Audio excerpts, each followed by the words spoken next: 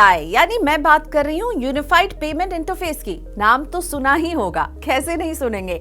आजकल ज्यादातर पेमेंट्स हम यूपीआई के जरिए ही तो कर रहे हैं। छोटे से बड़ा ट्रांजैक्शन जो भी हो, झट से क्यूआर कोड स्कैन किया या फिर सामने वाले का मोबाइल नंबर डाला, यूपीआई पिन डाला और कुछ सेकंड्स में पेमेंट कंप्लीट। लेकिन जल्द ही यूपीआई से पेमेंट का तरीका बदल सकता है और इसके पीछे बड़ी वजह है कि बढ़ते हुए डिजिटल फ्रॉड। इनसे आपको कैसे बचाया जाए।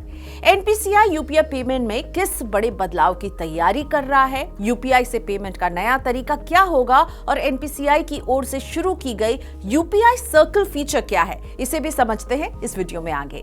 रिटेल पेमेंट सिस्टम को ऑपरेट करने वाला एनपीसीआई यानी कि national payment corporation of India UPI से होने वाले भुगतान को और सेफ बनाने के लिए बड़े बदलाव की तैयारी में है। बताया जा रहा है कि यूपीआई पेमेंट को ऑथेंटिकेट करने के लिए अब बायोमेट्रिक यानी फिंगरप्रिंट और चेहरे की पहचान का इस्तेमाल किया जा सकता है। कई मीडिया रिपोर्ट्स में कहा गया है कि यूपीआई में बायोमेट्रिक सुविधा शुरू करने के लिए एनपीसीआई कई स्टार्टअप कंपनियों से बात भी कर रहा है।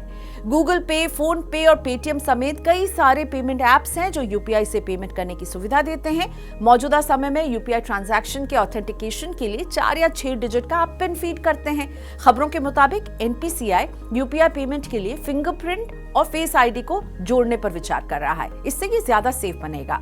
एनपीसीआई की इस योजना के अमल में आने के बाद एंड्रॉइड फोन चलाने वाले फिंगरप्रिंट सेंसर का इस्तेमाल करके पेमेंट कंप्लीट कर पाएंगे।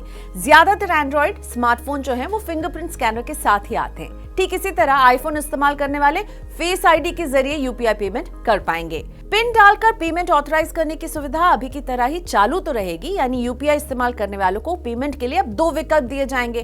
कहा जा रहा है कि नई व्यवस्था लोगों के बीच लोकप्रिय होने के बाद पुरानी व्यवस्था को फेज आउट भी कर दिया जाएगा, यानी खत्म कर दिया जाएगा।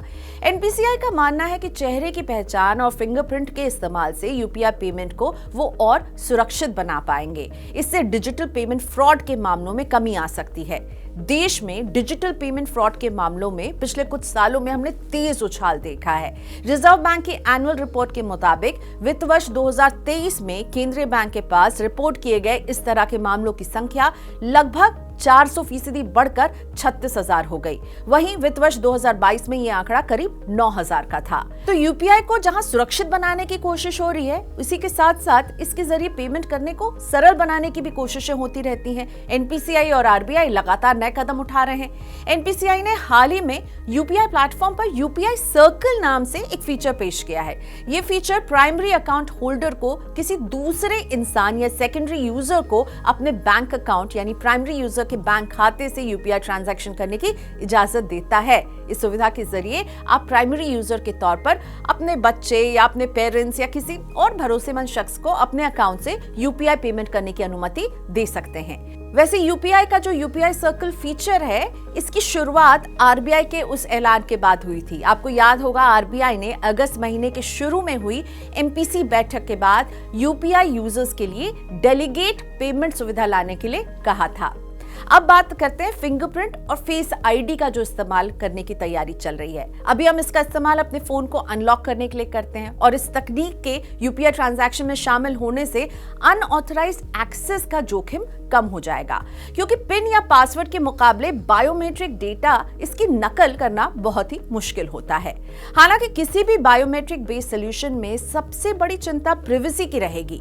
बायोमेट्रिक डेटा काफी संवेदनशील होता है, ऐसे में इस डेटा को सुरक्षित रूप से स्टोर करना और सेंधमारी से बचाना जरूरी है, क्योंकि बायोमेट्रिक डेटा को पासवर्ड की तरह आप बदल नहीं सकते हैं। ऐसे में यूपीआई ट्रांजैक्शन में बायोमेट्रिक सुविधा शुरू करने से पहले एनपीसीआई की ओर से जोखिम के हर पहलू को जांचा जाएगा।